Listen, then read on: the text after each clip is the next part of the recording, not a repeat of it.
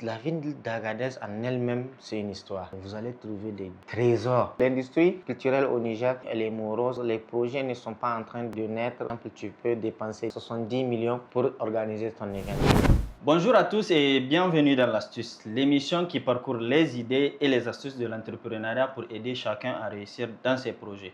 Aujourd'hui, nous parlons culture et surtout le rôle de la jeunesse dans notre patrimoine culturel à l'ère où les événements culturels se multiplient. Aujourd'hui, nous sommes avec un caïd, j'ai envie de l'appeler comme ça, depuis quelques années dans le monde culturel nigérien. Nous allons découvrir ensemble comment bâtir des événements culturels à succès. Sur ce, let's go! Avec le soutien du FONAP, sponsor officiel de l'Astuce.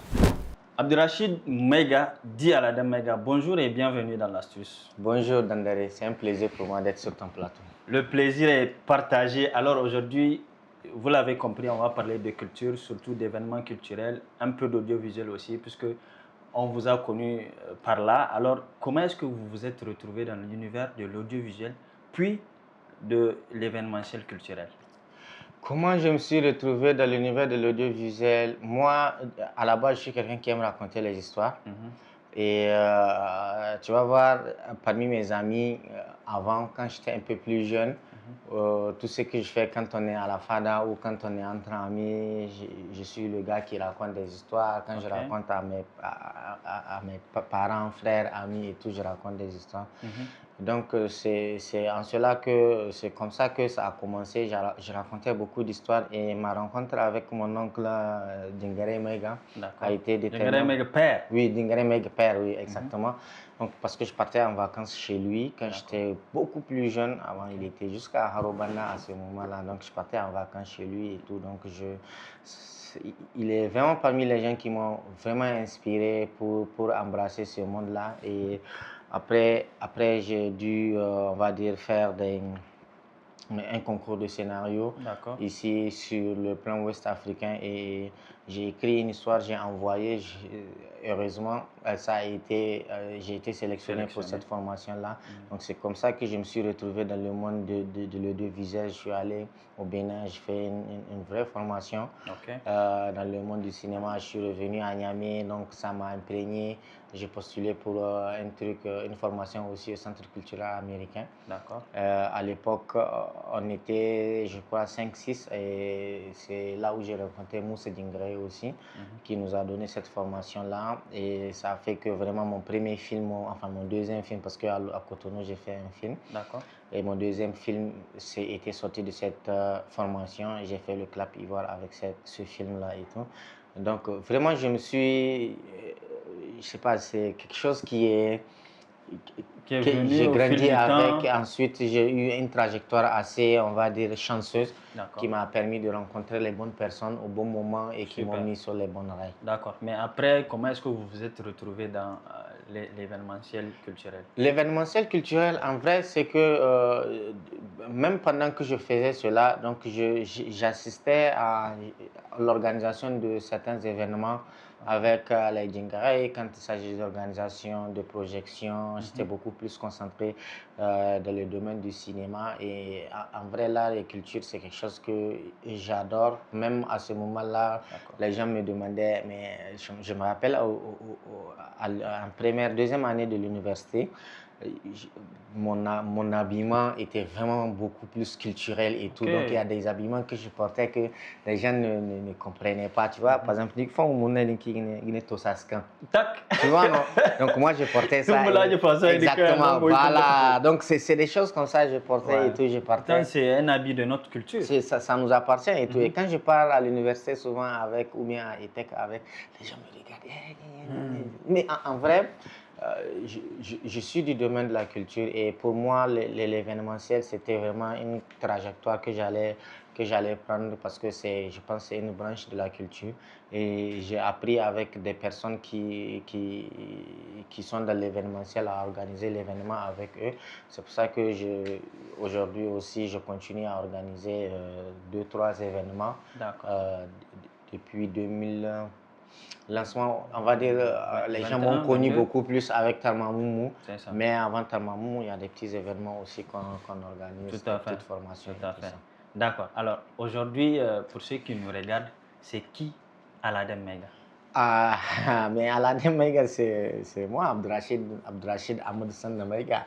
On va dire promoteur culturel, organisateur d'événements et amoureux de la culture nigérienne. Donc, je suis aussi producteur, réalisateur de films, fiction et documentaires. J'en ai réalisé beaucoup. Enfin, pas beaucoup, mais assez. Mais pas peu quand même. Oui, ça va. Voilà. Ça va. Je me suis fait connaître dans le domaine de l'audiovisuel, ensuite de l'organisation d'événements aussi. Ça marche. Alors, à quel moment est-ce que vous vous êtes rendu compte que la culture peut devenir un levier d'impact? La culture, moi j'ai toujours cru, pardon, j'ai toujours cru en la culture. Pourquoi? Parce que quand tu regardes dans le monde entier, le business de la culture apporte beaucoup d'argent. D'accord. Il y a une très forte manne financière et le Niger est un pays qui De a culture. tellement de culture. Machallah. Il y a des choses. Quand tu regardes dans le monde du documentaire au Niger, on a tellement d'histoires à raconter. Si tu regardes en Afrique, il n'y a pas un pays qui a plus de documentaires que le Niger, de vrais documentaires. Quand on va dans les compétitions internationales de les films, tu vas voir que tout le temps, quand on catégorie documentaire, c'est le Niger qui gagne. Parce que notre culture, elle est tellement forte, on a tellement d'histoires à raconter, on a tellement de choses à raconter. Ce qui fait que moi, quand je vois tout ce que nous avons comme potentiel, ça me désole de voir qu'il n'y a pas d'industrie culturelle au Niger. Enfin, il y a une industrie culturelle, mais elle est tellement morose, elle n'existe quasiment pas. Tu vois? Donc, c'est à nous de pouvoir relever cette industrie-là. C'est une opportunité. Moi, j'ai saisi. En même temps, c'est une passion. La culture, le cinéma et tout. Mais le fait que je vois le potentiel, pour moi, c'est une opportunité que je vois de pouvoir relancer cette culture-là avec tous les acteurs de la culture. Parce qu'il y a de l'argent à se faire. Mais pour pouvoir créer cette économie culturelle, il faut déjà qu'on puisse poser des bases pour cela. Et quand c'est pour poser les bases, c'est dur. C'est très difficile. Actuellement, on est dedans, on rencontre tellement de difficultés. Mais bon, c'est là aussi quand on essaie de faire quelque chose. Exactement, c'est le Effectivement, la prochaine question, c'est qu'est-ce qui vous motive à continuer malgré les défis qui sont là? Oui, ce qui nous motive à continuer, parce que je veux te dire, ce que nous avons, l'être humain, ce que nous avons de plus cher, de plus fort, c'est notre culture. Un être humain qui n'a pas de culture, c'est quoi? C'est quoi la citation? Un être humain qui n'a pas de culture, je ne connais pas la citation que tu vas... Les gens ont dénaturé ça, mais récemment, j'ai écouté un être sans culture. C'est comme une pirogue sans rame. Voilà, c'est comme une pirogue sans rame, c'est comme un bateau sans gouvernail. Ça ne vaut pas la peine. Aujourd'hui, quand tu regardes même la colonisation, quand on parle, qu'est-ce que le colon a imposé? C'est sa culture, tu vois. Donc, c'est cela. Nous aussi, nous devons travailler, nous devons faire tout pour que notre culture soit vue, pour que notre culture soit mise en valeur. Et c'est cela qui est notre force. C'est ça que nous voulons montrer au monde. Donc, on ne peut pas abandonner malgré les difficultés parce que nous avons la foi. Nous avons la foi et l'espoir qu'un jour, nous allons faire de sorte que ça va marcher. Et ce n'est pas pour nous qu'on travaille. On travaille aussi pour les jeunes qui arrivent, ceux qui viennent après nous. Ils viendront et trouveront que nous avons posé des bases qui leur permettraient de bien vivre de leur art, de l'art et de la culture et tout ce qui va avec. D'accord. Justement, en parlant de jeunes, quel est aujourd'hui le rôle de la jeunesse dans la transformation culturelle du Niger? La transformation culturelle du Niger, tu sais, la culture, comme tu le dis, la transformation culturelle, c'est que la culture, c'est quelque chose qui bouge en fonction du temps, en fonction des époques, en fonction des pratiques que les êtres humains font dans la période. C'est pour ça que quand tu parles de mouvement, je suis complètement d'accord avec ce que tu dis. Et le rôle de la jeunesse, c'est de pouvoir créer des bases solides d'une culture qui respecte nos valeurs. Quand je dis nos valeurs, enfin pas nos valeurs, mais les bonnes valeurs. Des bonnes valeurs, parce que nous avons tous des valeurs différentes, mais des bonnes valeurs, des bonnes mœurs. Ne laissons pas que les jeunes qui vont venir après puissent retrouver des pratiques qui sont contre nature, des pratiques qui ne sont pas en ligne avec notre morale ou notre religion, ou en tout cas quelque chose qui ne donne pas de la valeur à ce que nous voulons. Donc les jeunes ici que nous sommes, nous devons non seulement créer les conditions, si c'est des événements, si c'est des organisations, peu importe ça, l'activité culturelle que nous allons mettre en place à partir en tout cas de ces dernières années, il faut qu'on veille à ce que vraiment cela n'entrave pas la morale, cela n'entrave pas la religion, et c'est en cela qu'il y a la responsabilité des jeunes. Mais aussi, il faut se le dire, il faut que nous essayions de créer un écosystème qui va permettre aux jeunes de pouvoir, ceux qui vont venir, de pouvoir manger. C'est important. Exactement, de pouvoir manger de leur métier, à travers leur art, à travers leur métier. Et ça, c'est de notre responsabilité. Mais aussi, entre jeunes aussi, on doit se soutenir pour pouvoir ramener la culture là où nous voulons qu'elle soit. Peu importe ce que les gens disent. Même aujourd'hui, les contextes dans lesquels le Niger est, on va dire les contextes d'insécurité et tout, c'est des contextes qui vont permettre, c'est la culture seulement qui peut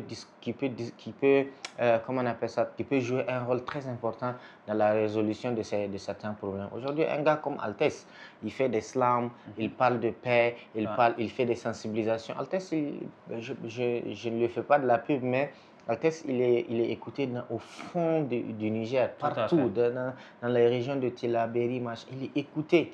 Voilà, parce qu'il fait du slam dans sa langue et tout. Et c'est quoi? C'est la culture.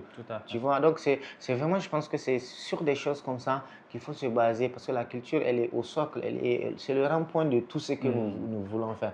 Je dis, même si le président de la République, il sort, il va en Chine, en Russie ou dans un autre pays, s'il va en veste, ça sert à quoi?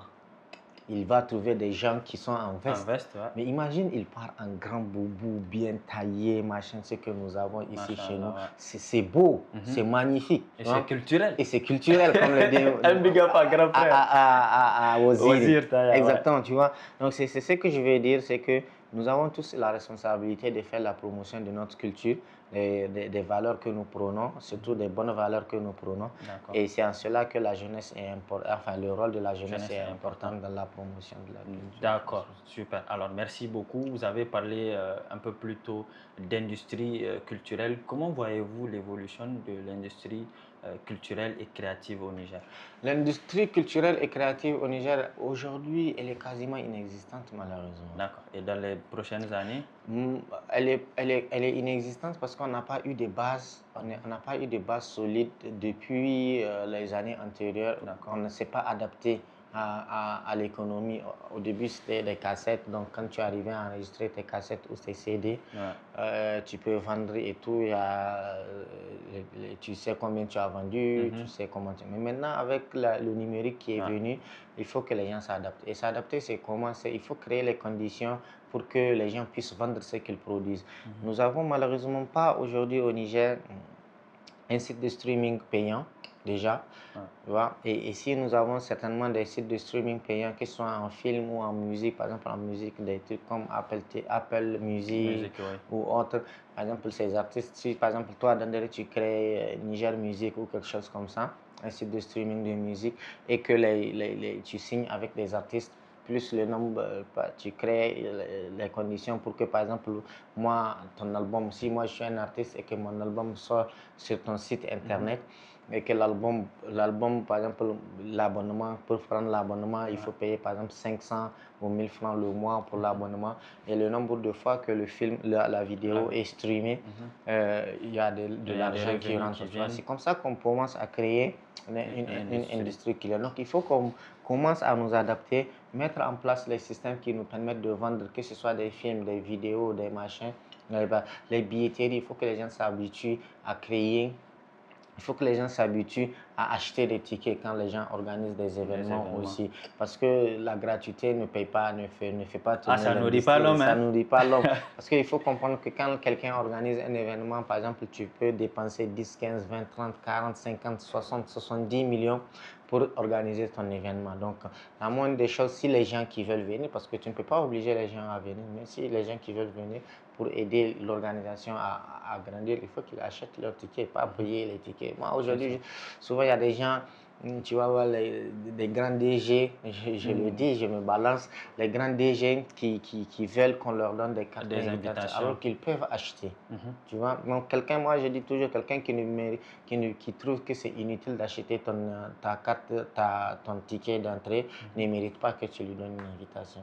Et c'est vrai, tu vois. Donc je pense que l'industrie culturelle au Niger, jusqu'à aujourd'hui, elle est morose, les projets sont moroses, les projets ne sont pas en train de naître ou bien ils sont en train de naître en cachette, on ne sait pas. Mais j'espère sincèrement que nous, entre jeunes ici, nous allons essayer de créer des plateformes, créer des conditions pour pouvoir vendre notre culture et que ça puisse rapporter des sous. Inch'Allah. Alors, dans 5 ans, comment est-ce que vous voyez cette même industrie? Je ne sais pas, je ne peux pas me projeter dans 5 ans parce que je ne connais Oui, pas en fonction de ce qui se passe aujourd'hui, de ce que les jeunes essayent de faire. En fait, il ne se Ou 5 ans soit ça. En fait, il ne se passera rien si on n'a pas de projets probants dans le domaine de la culture. Et aujourd'hui, moi, je ne veux pas ce type de projet-là. Tu vois, si, par exemple, cette année ou bien l'année passée, quelqu'un lance, je vois des gens lancer ces genres d'initiatives, je peux dire, OK, peut-être au début, ça va être morose, ça ne va pas donner et tout, mais peut-être dans 5, dans 6, dans 7 ans, dans 10 ans, les gens seront vraiment sur ces plateformes-là et puis ça va donner. Mais aujourd'hui, on n'a rien. Malheureusement, on n'a rien. Les entreprises, il n'y a pas d'entreprises. Les entreprises qui accompagnent, ils sont beaucoup plus dans je te donne du matériel. C'est important d'avoir du matériel parce que ça te permet de faire ton événement, tu vois.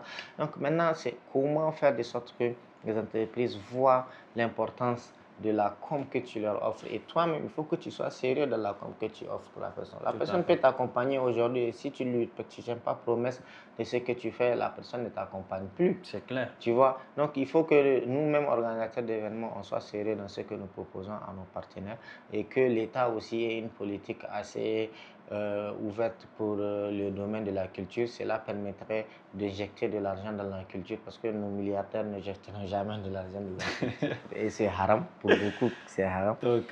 Donc je pense que dans 5 ans, ça va continuer à évoluer. Mais pas au point d'avoir un réel impact. Exactement. J'espère que je vais me tromper. En tout cas. Espérons que vous allez vous tromper, en tout cas, au moins sur ce point-là. Espérons. Alors, tout à l'heure, vous avez parlé de réseaux sociaux, la nouvelle donne. Comment est-ce que vous voyez les images, la vidéo, le storytelling et les réseaux sociaux? Comment est-ce que vous voyez leur contribution dans la valorisation de la culture? Les réseaux sociaux, on va dire, c'est un ouf de soulagement pour la culture, pour la communication, pour tous les événements. Pourquoi? Parce que avant, pour faire parler de ton événement, il faut aller à la radio, il faut aller à la télé. Et à un moment, tu rates tout. Par exemple, il y a des gens qui ne ratent pas, qui peuvent rater tes communications sur la télé. Il faut payer encore plus cher et tout. Mais les réseaux sont venus et ils nous ont rapporté la com. Ils nous ont donné une plateforme d'expression. Tout le monde est sur les réseaux sociaux. Nous, par exemple, la majeure partie de notre communication, on le fait sur les réseaux sociaux pour les événements qu'on fait. Et tu vas voir, on arrive à mobiliser 1000, 2000 personnes pour des événements. Donc, ça fait que les réseaux sociaux sont une vraie opportunité pour les événements et pour la culture. Tout ce que nous faisons aujourd'hui, si l'astuce gagne en terrain depuis des années, c'est grâce aux réseaux sociaux. Parce que si tu n'es pas diffusé, vous n'êtes pas diffusé. C'est exclusivement sur les réseaux sociaux. Sur les réseaux sociaux, tu vois. Donc, ce qui fait que tous les projets que nous avons dans le domaine de la culture, tout ce que nous pouvons dire, l'exposition de notre culture, la valorisation de notre culture, la promotion de notre culture à travers les réseaux sociaux, je pense que c'est la voie la plus ouverte, la plus importante actuellement que nous avons pour parler de notre culture et de nos événements. D'accord, d'accord. En tout cas, les réseaux sociaux sont très importants. Je profite de faire un coucou à notre partenaire officiel, le FONAP. Alors, Monsieur Aladem Meiga, comment est-ce que on peut moderniser la culture sans toucher son authenticité? Moderniser la culture sans toucher son identité. On ne modernise pas la culture, mais on l'adapte au temps. Autant. C'est-à-dire que il y a des choses qu'on ne peut pas changer, d'accord? Mais on greffe des nouvelles pratiques pour permettre de faciliter la faisabilité de certaines choses qui se faisaient avant D'accord. dans les Et comment on peut faire ça sans que la culture ne perde son Elle ne authenticité? peut pas, la culture ne peut pas perdre son authenticité si nous, la culture ne peut pas perdre son authenticité si nous ne dénaturons pas ce que nous avons comme pratique culturelle. D'accord. Qu'est-ce que j'appelle dénaturer? C'est-à-dire, par exemple, si je prends exemple sur quoi? Sur, par exemple, les gossis que les gens font. Tu vois? Gossi, c'est un événement culturel. D'accord? Imagine, on fait gossi et puis on ne fait pas les attroupements, Oui. on ne fait pas la musique, les chants, les cris et machin, les tam-tams, les machins et tout ça. On ne fait pas ça. Ça dénature. D'accord? Si on dit que non, cette fois-ci, gossi, on va faire ça sur les réseaux sociaux ou on va faire ça en appel à Ou bien on va venir s'asseoir, parler peut-être d'autres choses. Autre chose, tu vois, ça ne se fait pas. Mais par contre aussi, on a les médias, les réseaux sociaux, on invite des influenceurs qui viennent filmer, montrer comment ça se passe. Tu vois, ça c'est de la modernité. Amplifier. Pour amplifier, de la modernité qu'on greffe à la pratique. C'est ça.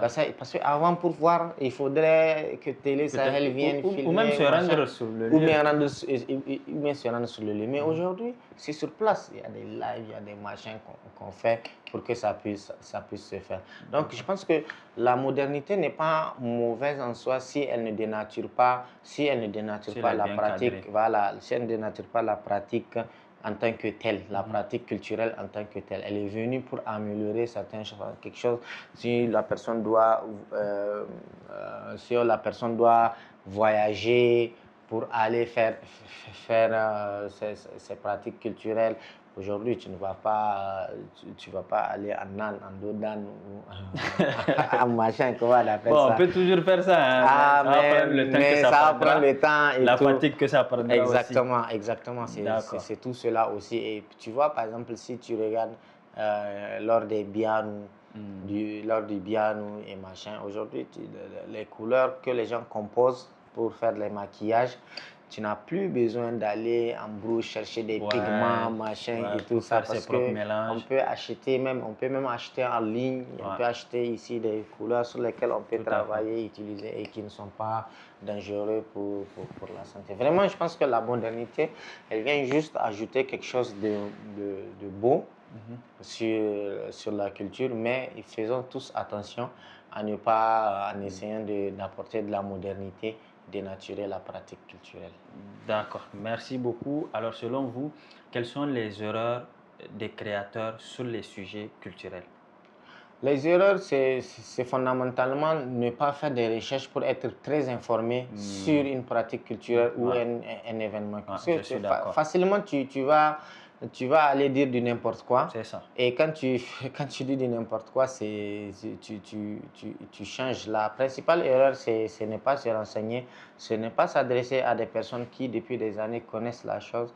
Par exemple, regarde, nous, pour la vidéo qu'on devait faire pour la présentation du visage de Talmamou qu'on a sorti récemment, on a fait près de 2 ou 3 semaines de travail avec des gens que nous connaissons, des gens qui sont au fait de la culture Zarma. Nous sommes allés voir l'association, comment ça s'appelle, le Récit. L'association là, nous sommes allés les voir, c'est eux-mêmes qui nous ont donné des personnes pour faire les tresses, pour nous montrer comment c'est les tresses en Zarma et quel type d'habillement elle peut porter, comment les mettre. exactement, les bijoux, quel type de bijoux elle doit mettre et tout ça, tu vois. Et les danses, on s'est renseigné sur les danses, quelles sont les danses Zarma, quelles sont les danses Dandi, quelles sont les danses authentiques, Zarma, Dandi, Songhai et tout ça, comment ils s'habillent, etc., etc. Même pour les danseurs, c'est bien pensé pour la déco et tout. Donc, c'est important de se renseigner parce que quand tu fais quelque chose de culturel, c'est facile de heurter les gens. C'est ça. C'est facile de heurter les gens et quand tu heurtes les gens, ce n'est pas bien. Il faut te renseigner pour comprendre comment ça marche. Et seulement quand tu sais, tu peux parler. D'accord. Alors, une autre erreur peut-être que les créateurs font? Une autre erreur, on va dire, quelle erreur les créateurs font? Je ne sais pas, mais je pense que c'est l'erreur principale parce que je ne vois pas quelque chose qui me vient en tête.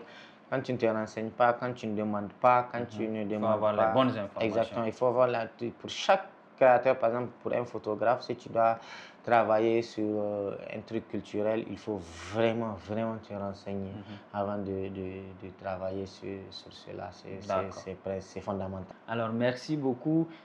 Aladin Maïga, quels sont selon vous les aspects du patrimoine culturel nigérien sous-exploités, tout court ou sous-exploités dans l'audiovisuel? Dans l'audiovisuel, les aspects du patrimoine culturel, par exemple, est-ce que tu sais que la ville d'Agadez, elle est patrimoine de l'UNESCO? De l'UNESCO, oui. Tu vois? La ville d'Agadez en elle-même, c'est une histoire.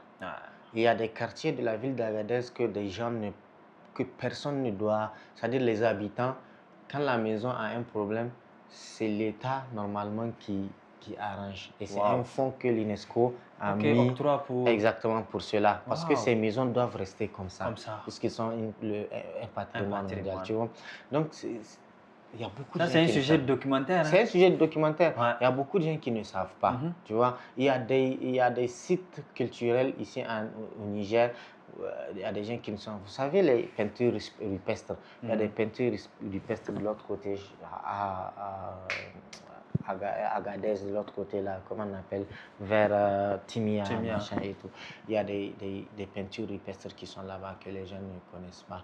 Il y a les cimetières de dinosaures qui sont là-bas que les gens ne connaissent pas. Il y a tellement de choses qu'on a ici au Niger. Quand tu regardes sur l'aspect tourisme, récemment, quand l'APTN a organisé une sortie touristique, tu as l'impression que les Nigériens ne connaissent même pas le Niger. C'est pas l'impression, les Nigériens ne connaissent même pas. Exactement, quand ils sont sortis avec des images, parce qu'ils sont partis avec des influenceurs qui faisaient des images, qui montraient le voyage et tout. Mais les gens étaient ébahis de voir. Que ça soit le Niger. Exactement, tout le patrimoine que nous avons, que nous ne mettons pas en avant. Je pense que nous devons faire le voyage. Il y a beaucoup de choses ici à Gaïa. Est-ce que tu connais le trou de Kombalati? Personne ne le connaît. C'est seuls les ressortissants de Gaïa connaissent déjà l'histoire même de Kombalati. On va dire, bon, nous sommes des musulmans, on ne peut pas parler de trucs de génie et tout, mais ça fait partie de notre culture. Tu vois? Mais les gens ne les mettent pas en valeur aujourd'hui. Tu regardes les Sougé, c'est les Sougé qui ont la chaîne qui sort de la bouche et tout ça. Tout ça, c'est des pratiques culturelles que nous avons, mais que on est tous focalisés sur tout ce qui est moderne photo, Radisson Blue, on fait une photo, je suis beau. C'est ça qui tape à l'œil. Exactement, ça tape à l'œil. Mais je pense que moi, si j'ai un conseil à donner à tous nos artistes, que ce soit photographes, que ce soit vidéastes, de s'intéresser vraiment à des pratiques culturelles profondes du Niger, vous allez trouver des trésors qui vont marcher si vous faites une vidéo ou vous faites des photos, une série de photos ou des expositions, etc., qui va beaucoup marcher. Merci beaucoup, M. Aladin Maïga. Alors, selon vous, justement, on a parlé de patrimoine négligé, on va dire. Comment raconter donc notre culture de manière moderne et attractive? Comment raconter notre culture de manière moderne et attractive? Cela dépend de celui qui est derrière la caméra, enfin du réalisateur, de celui qui conçoit le projet. Parce que nous avons tous une manière différente de raconter des histoires. Si tu es réalisateur, tu es producteur, tu as ta manière de raconter les histoires. Maintenant, quand tu vois, par exemple, les films américains, je prends un côté cinéma, quand tu vois les films américains, imagine quelqu'un qui prend, comment on appelle les histoires de Diadé Sékou et les adapte en film. Tu vois, c'est des histoires qui nous appartiennent, c'est on va dire de la littérature orale.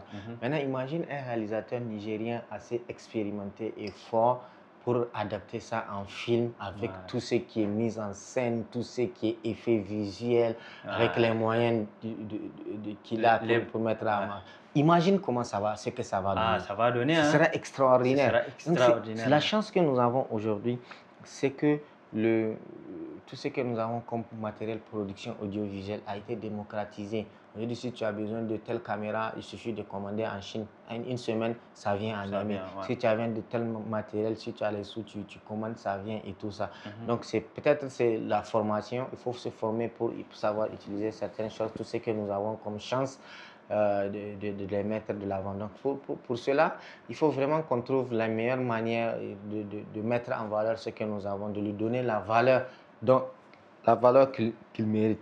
Chaque réalisateur, chaque photographe, chaque podcasteur, quand il va raconter une histoire, il faut qu'il trouve la meilleure manière de mettre en valeur ce qu'il est en train de dire. C'est-à-dire qu'il faut qu'il sache comment raconter l'histoire. Quelles sont les zones de tension qu'il va mettre en racontant cette histoire-là. Comment faire en sorte que... Ça, c'est le scénariste qui est en train de parler. Hein? Voilà, tu vois, non? Comment faire de sorte que cette histoire-là puisse intéresser les gens. Et c'est en cela que ça se trouve. Donc, je pense, j'invite tous les réalisateurs à trouver ces petites astuces pour raconter, pour savoir raconter, pour apprendre à raconter nos histoires, à raconter notre culture de façon à ce que ça intéresse tout le monde. Les autres pays n'ont rien, on n'a rien à envier aux autres pays. On doit juste creuser nos cerveaux, mieux écrire nos histoires, mieux raconter nos histoires. Et vous allez voir, ça impacte. Inch'Allah. Ça impacte. Inch'Allah. Alors, j'ai vu tout de suite le scénariste en vous et je me suis rappelé en 2018, je pense. Vous avez fait une formation en ligne en écriture de scénario dont j'ai bénéficié. J'ai toujours mes notes. Peut-être que je vais devenir ce cinéaste plus tard, Inch'Allah. Ah, mais tu écris déjà les scripts de l'émission, l'astuce. Donc, c'est déjà comme ça, c'est déjà parti comme ça. Maintenant, quand tu vas faire d'autres choses, je pense que c'est... Non, on va sauter de l'autre côté. Alors, on va parler de Termamoumou un peu. Selon vous, des initiatives comme Termamoumou, qu'est-ce que ça apporte concrètement au système culturel nigérien? Les initiatives comme Termamoumou, c'est des événements qui remotivent l'environnement culturel à travailler, à être beaucoup plus créatif, à être plus performant. Exactement, être beaucoup plus performant. Parce qu'à un moment là, vous vous rappelez, il y a quelques années, tout celui qui fait un concert, il tape poteau. Les gens tapaient poteau. Exactement, les gens même avaient peur de faire des concerts et tout. Et maintenant, tu vois, ça a commencé à changer.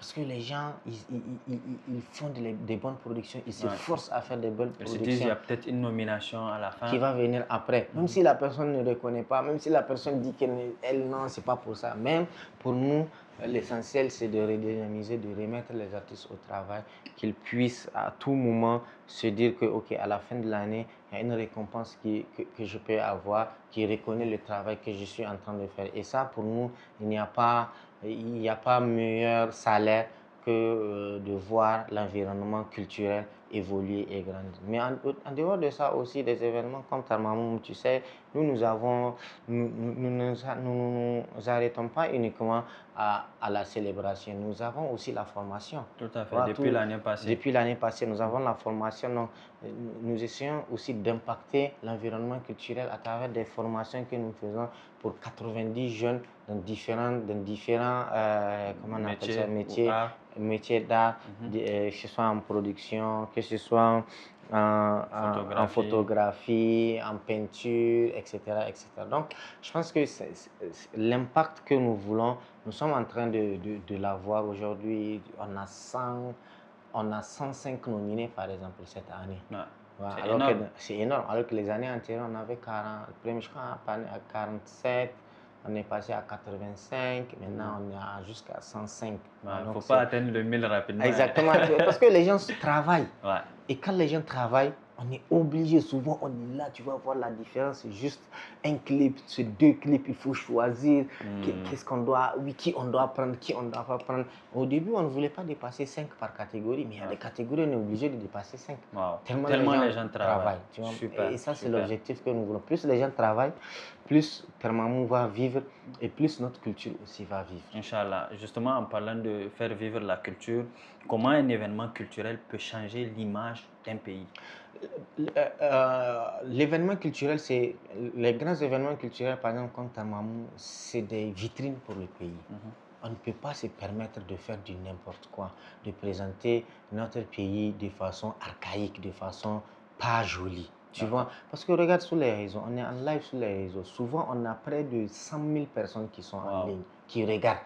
Tous les Nigériens sont dehors pour regarder. Et, pardon, 100 000, 1000 personnes, pardon. Mais quand tu regardes la vidéo, la vidéo, après, on a près de 100 000 vues sur la vidéo. Et même les autres pages qui mettent les images. Qui mettent les images et tout. Donc, ça veut dire que quoi? Ça veut dire que plus des événements comme Tarmamoumou sont soutenus, sont bien faits, sont bien préparés, plus ça contribue à ce qu'au Niger, on dise que ouais, le Niger, il y a ceci, le Niger, il y a cela. Il y a beaucoup de gens qui sont omnibulés par certains événements de la Côte d'Ivoire, de tel pays ou du Burkina ou du Mali. Ils ne font pas, désolé, je suis désolé, mais ils ne font pas mieux que nous. Quand je regardais par exemple l'année passée, le prémisse de l'année passée, ou c'est de cette année, j'ai dit à mon équipe directement que nous, notre objectif maintenant, ce n'est plus le prémisse, c'est les Jelly Awards, parce que je suppose que prémisse là, on a dépassé la qualité de notre décoration, la qualité des personnes qui viennent, la qualité de ce que nous avons, je trouve qu'elle dépasse. Si nous avons par exemple 20 millions ou 30 millions à donner aux gagnants du Tamamou, on l'a déjà dépassé.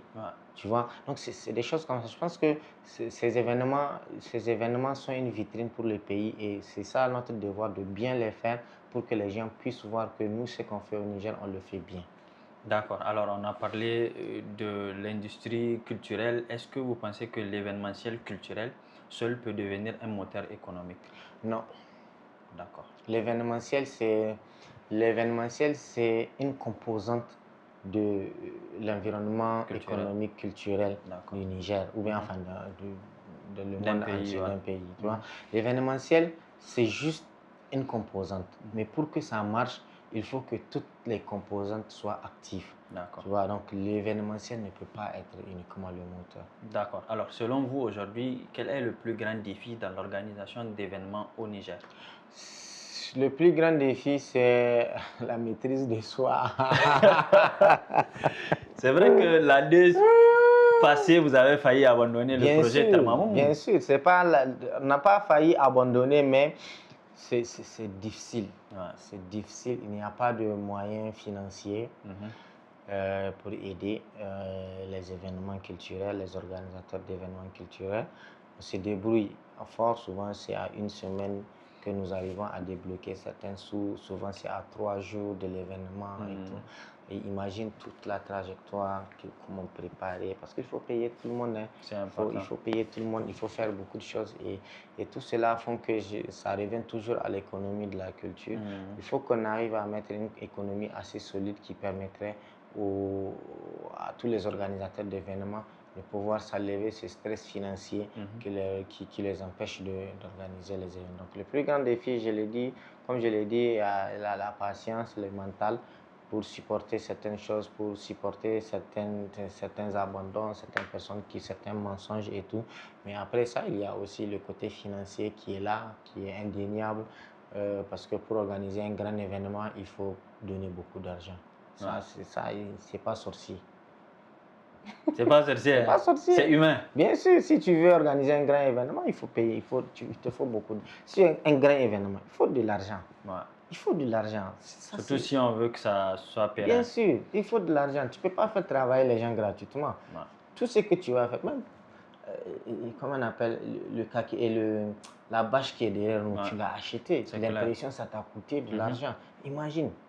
Les panneaux, tu dois mettre des publicités, les vidéastes, les photographes, tous ceux qui sont dans les répétitions, les créations. C'est beaucoup d'argent. C'est beaucoup d'argent. C'est pas sorcier, hein? Pas du tout, pas du tout. Alors, je ne sais pas, ma prochaine question me semble un peu lourde, puisque vous avez parlé de problèmes financiers et tout, mais sinon, ma prochaine question, c'était de savoir comment attirer les partenaires et les sponsors sur ce genre d'événements. Vraiment, les partenaires et sponsors, déjà, il faut que tu sois quelqu'un de très sérieux dans ce que tu fais et il faut que tu prouves vraiment que l'argent que tu es en train de prendre, ce n'est pas pour aller te marier, ce n'est pas pour aller manger. Il faut que tu... Pour aller acheter une Benz. Ou bien pour aller acheter une Benz. Il faut que tu prouves vraiment que ce que tu veux faire, c'est quelque chose de grand, que c'est dans un événement que tu vas mettre ça. Donc, il faut que tu sois une personne claire. Une personne qui n'a pas d'antécédents financiers, de détournement. Une personne de confiance. Une personne de confiance, etc. Il y a déjà cela, mais il faut déposer les dossiers. Je dis toujours aux gens, déposez vos dossiers. N'attendez pas que... ne cherchez pas des... Bon, si vous voulez chercher des réseaux, cherchez aussi parce que souvent, il faut quelqu'un pour pousser ton dossier pour que ça passe. Mais n'hésitez pas à déposer des dossiers. C'est souvent là où vous n'attendez pas que l'argent va sortir. Mousser, hein? Exactement, c'est cela. Il faut continuer à déposer. Vous faites sur les réseaux, sur Google, vous cherchez des entreprises qui travaillent dans le domaine de votre événement, qui sont des organisations et des entreprises. Vous faites une liste, vous vous renseignez sur ce qu'ils font, vous faites une demande spécialisée avec une demande personnalisée pour elles. Et puis vous partez, vous déposez votre dossier. Si vous avez la possibilité de suivre, allez-y, retournez. Ah, j'ai déposé une lettre, comment c'est, la lettre, elle est où et tout ça. Suivez votre lettre jusqu'à ce que ça aboutisse. Même si c'est pour qu'on vous dise non, et faites-le. Maintenant, après aussi, il ne faut pas se fâcher quand la personne vous dit non parce que c'est son argent. Voilà, c'est son argent. Pourquoi tu vas te fâcher? Il a cherché lui-même. Voilà, c'est son argent, c'est ses sous, c'est son organisation. Ouais. Si il voit que ce n'est pas pertinent d'aller sur ton événement, il n'ira pas sur ton événement, tu ne peux pas le forcer. Donc, il faut que les gens soient patients et ouverts d'esprit pour comprendre que bon, les gens ne sont pas obligés de vous aider. Si les gens vous aident, c'est parce qu'eux aussi, ils ont déjà leur profit qu'ils peuvent en tirer. Et c'est dans leur bon vouloir de vous aider. Il y a cela. Maintenant, après, si vous avez des contacts aussi dans les différentes organisations, demandez, allez-y les voir, demandez-leur s'ils peuvent pousser vos projets. Souvent aussi, nous avons des amis qui sont dans les différentes organisations. Et tout. Mais bon, souvent la personne, elle n'a pas le pouvoir de vous aider. Ouais, elle est un peu gênée. Faut pas lui mettre trop la pression. Exactement, il ne faut pas lui mettre la pression. Elle n'a pas le pouvoir de vous aider, mais souvent elle a honte de vous dire ou quelque chose comme ça. Donc, il faut vraiment déposer vos dossiers et puis aller suivre, c'est tout.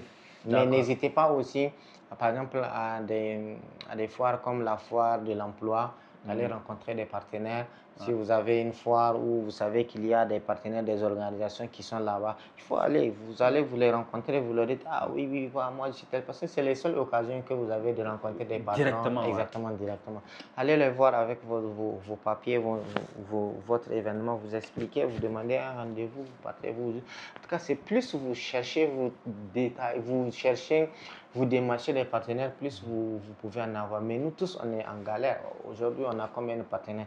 On a commencé le truc de Tarmamou, l'organisation de Tarmamou. On a 3 ou 4 partenaires qui nous ont appelés. C'est dur. C'est dur. Aujourd'hui, on n'est même pas sûr qu'on aura la salle. On n'est pas sûr qu'on aura tellement de choses, on n'est pas sûr. Ouais. Mais on a la foi, on continue à faire et puis on continue à démarcher les gens dans l'espoir que, Inch'Allah, ça va le faire. Wow. Donc, j'espère que vous avez retenu les astuces qu'il a partagées. Mais c'est important de retenir aussi que c'est dur Voilà, c'est dur. C'est dur. C'est dur. 5e édition de Tarmamou. 5e édition. Et jusque-là, il dit que ce n'est pas sûr d'avoir la salle. Ça veut dire que c'est dur. Chaque année, il faut recommencer les mêmes tralala. Alors, j'ai envie de savoir, selon vous, pourquoi certains projets culturels ne durent pas dans le temps. 1-2 années, on a oublié. Parce que les gens n'ont pas d'ambition, les gens n'ont pas de projet. Tu vois, un projet, tu ne peux pas faire un projet sur 1 an, sur 2 ans, ou bien tu n'as même pas de projet. Tu as juste un événement. Un événement, il faut avoir un projet. Un projet sur 5 ans, sur 10 ans, sur 15 ans. Un projet de développement de ton projet. Ouais. Tu vois, c'est comme ça que ça marche. Maintenant, tu fais 1 an, tu te sacrifies, tu mets ton argent, tu fais. 2 ans aussi, tu fais. Mais 3e année, tu vois que tu fais, ça ne marche pas. Et c'est plus tu fais, plus tu mets certains trucs qui te permettent, ok, au moins de gérer ça, au moins de gérer ça. Nous, par exemple, à la fin de Talmamou, quand on arrive à faire tout et qu'on regarde qu'est-ce qu'on a dans la caisse, est-ce qu'on peut déposer 1 million, est-ce qu'on peut déposer 2 millions, est-ce qu'on peut déposer 3 millions, ce qu'on dépose là, c'est ça qui nous permet de rentrer déjà directement dans l'organisation de la prochaine édition. Jusqu'à ce qu'on puisse, par exemple, si on a la chance que l'État dise, ah ouais, les enfants là, vous faites un beau travail, on vous donne 50 millions chaque année pour l'organisation de Tarmamoum. À ce moment-là, on aura notre bureau, on aura nos installations, on aura tout. Parce que quoi? Parce que le stress financier est déjà sorti de nos têtes. Maintenant, c'est travailler, faire bien chaque année. C'est en ce moment même que ça va encore devenir meilleur. On va exploser ça. Machallah. Imagine tout ce qu'on a comme atout au Niger. On en a. Hein? On en a.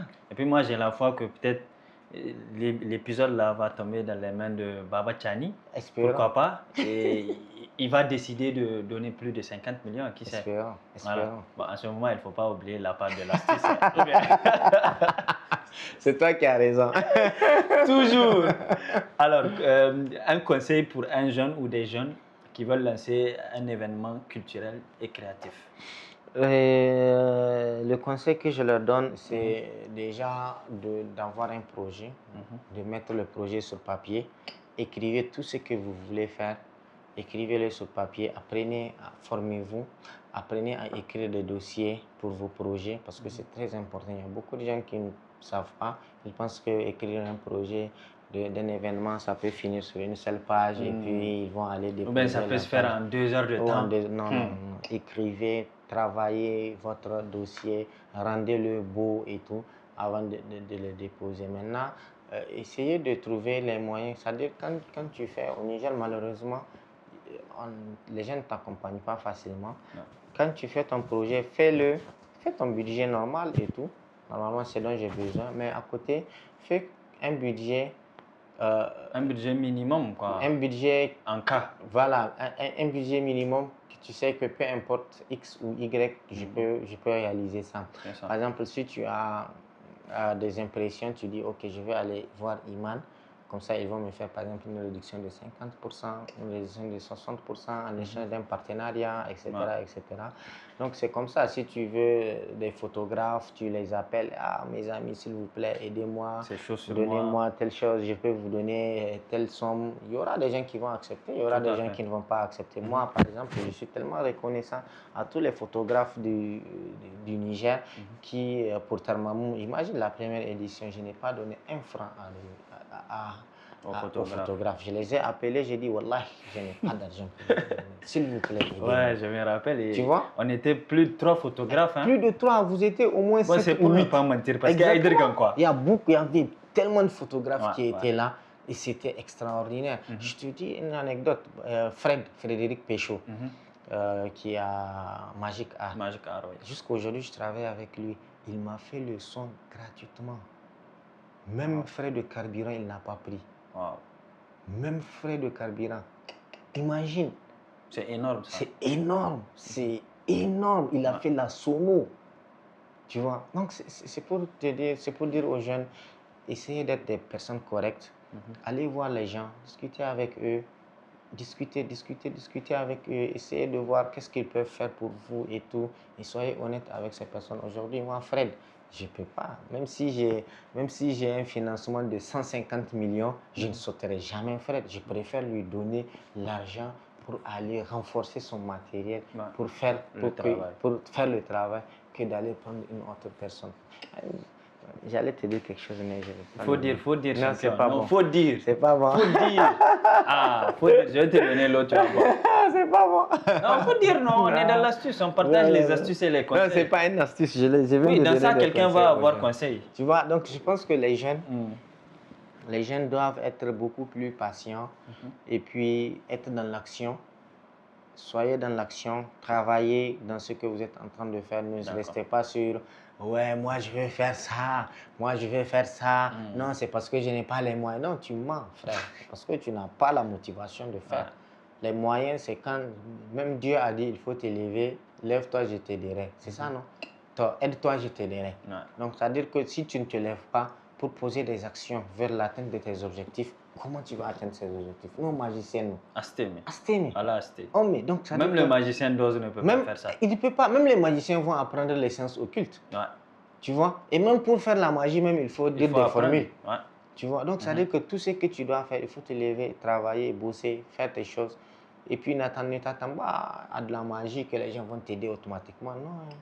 Tu fais ton travail. Quand les gens vont voir ce que tu es en train de faire, tu es sérieux, ils peuvent t'aider. Et ça, même les gens ne sont pas obligés de t'aider. Je suis d'accord. Oui. Ça aussi, c'est un débat dans notre écosystème nigérien. Ah oui, bien sûr, bien sûr. Parce que les gens pensent que c'est un droit pour eux que les autres les aident. Tu vois? Mais ce n'est pas un droit. Tu ne connais pas les objectifs de cette personne-là. Tu ne sais pas ce que la personne-là traverse. Tu ne sais pas dans quoi la personne-là elle est au moment où tu l'as contactée, au moment où tu essaies de discuter avec cette personne. Tu vois? Donc, il faut comprendre cela aussi. Et puis, avancer, essayer de trouver. Quand moi, j'ai besoin de toi, quand j'ai besoin de quelque chose, que tu me fasses quelque chose, je te suis, je t'écris, je t'appelle. Quand ça ne marche pas, tu me donnes rendez-vous, je vais, je reviens, je fais jusqu'à ce que j'atteigne mon objectif. C'est tout. Tu vois, je me rappelle, il y a un monsieur avec lequel je voulais juste parler avant l'organisation de mon événement, juste parler avec lui pour avoir son expérience sur certaines choses. Une discussion de 10, 15, 20 minutes, parce que je savais que j'en avais besoin. J'ai fait près de 3 mois en train de chercher rendez-vous avec le gars. Et tout ça. Oui, sinon je comprends. Parce que c'est quelqu'un qui travaille aussi, il a beaucoup de choses, il a sa famille qui a géré et tout. Et le jour où on s'est vu, on s'est assis, on a fait une belle discussion d'environ 30 minutes. Et ça m'a tellement servi. Tu vois, donc c'est toujours comme ça aussi. Il faut donner à chaque personne son importance. Et puis ne te fâche pas. Toi, tu cherches, tu vas te fâcher pourquoi? Manga. Nous, on a déjà dépassé ça. Alors, on a appris tout à l'heure des conseils pour les jeunes. Et justement, aujourd'hui, il y a beaucoup de jeunes créateurs, surtout dans le domaine culturel, dans l'audiovisuel. Quel est votre regard sur cette jeunesse-là? Je trouve que les jeunes d'aujourd'hui sont très talentueux. Machallah. Ils sont très talentueux et très chanceux. Pourquoi? Chanceux parce qu'ils ont YouTube. Ils ont YouTube, ils ont Google, ils ont les IA et tout. Ils ont l'astuce pour avoir vos conseils. L'astuce, ils ont des podcasts et tout. Quand je dis YouTube, tout est dedans. C'est qu'ils sont aussi très créatifs. Je connais des jeunes, par exemple, je parle de notre jeune Ivoirien qui Ivoirien. Il est très talentueux. Tu devais m'amener, tu l'as pas. Tu vois, c'est des gens qui sont bons. C'est pas un Ivoirien, c'est un Nigérien. C'est un Nigérien, oui. Il a grandi un peu en Côte d'Ivoire et tout, et après il est revenu ici au Niger. C'est pour dire qu'il a appris sur YouTube. Il y a beaucoup de choses. Il n'est jamais allé à l'école de l'audiovisuel. Il a appris sur YouTube. Et il y a beaucoup de gens qui sont dans le même cas. Tout à fait. Tu vois, donc les jeunes sont talentueux, ils cherchent et puis ils sont créatifs souvent. Donc je pense que moi je trouve que vraiment quand je regarde les jeunes travailler, je dis waouh, vous là vous êtes forts. Ils sont forts même. Ils sont forts. Non, c'est très bien. En tout cas, bon courage à tous ces jeunes créateurs et on vous souhaite bon vent. Alors, Aladem Maïga, dans l'industrie, enfin, dans la culture nigérienne, on a beaucoup d'acteurs. Quel type d'organisation vous pensez qu'ils peuvent faire entre eux pour vraiment porter cette culture nigérienne? Entre créateurs, artistes, les gens de l'audiovisuel, etc. Organisation, association. Ouais, genre une cohésion. En tout cas, quelque chose qu'ils vont faire ensemble pour vraiment faire émerger la culture encore plus. Non, ensemble, je ne pense pas que... Ensemble, ça va être compliqué? Ça va être compliqué. D'accord. Je pense que chacun doit travailler dans son domaine. Okay. Travailler dur, mettre du sérieux dans ce qu'il fait, essayer d'atteindre l'excellence dans ce qu'il fait.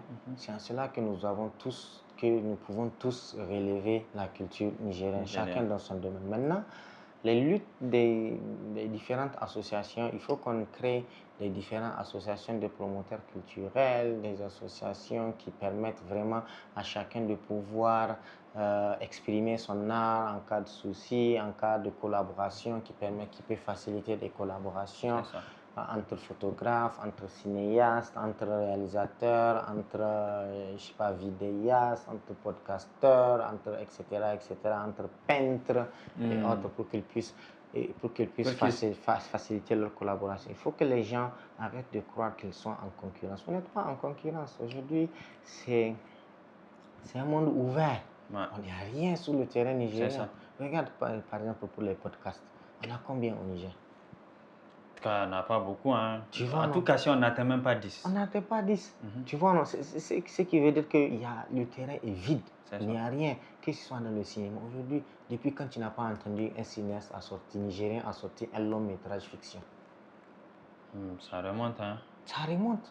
Tu Ça vois, remonte. depuis quand tu n'as pas entendu un film d'auteur sortir au Niger? Tu vois, c'est des choses comme ça que je pense qu'on n'est pas, les gens ne sont pas en concurrence. Les gens doivent on doit vraiment se mettre ensemble. S'entraider, travailler. Si aujourd'hui j'ai besoin de Dandere pour un projet, je peux sans aucun doute appeler Dandere, maintenant, moi je travaille sur ça. Comment tu peux m'aider? Tu vois, tu vas m'aider.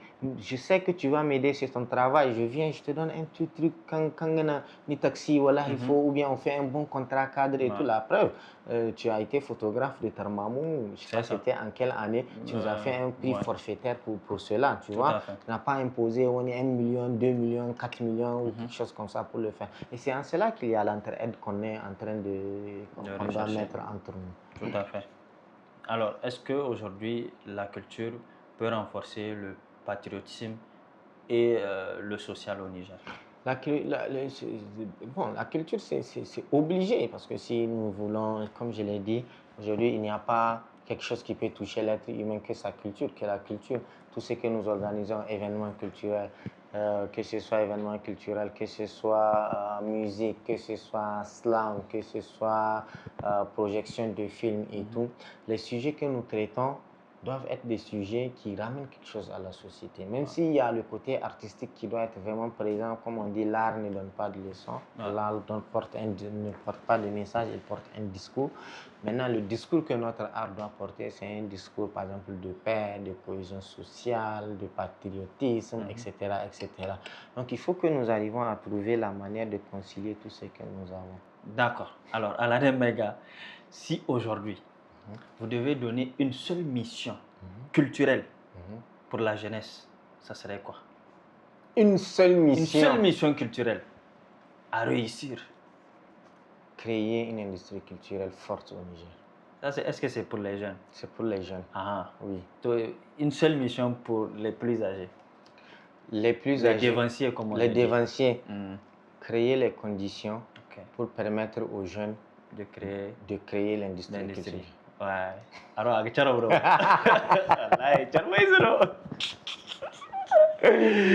D'accord. Alors, on est rentré là dans la partie que moi je préfère dans l'astuce. C'est la partie où on donne les astuces, les conseils, mais les gens ne regardent pas cette partie malheureusement. Les bandas. Bourreau Furlodo. Alors, l'astuce la plus importante pour réussir dans l'événementiel culturel, c'est quoi?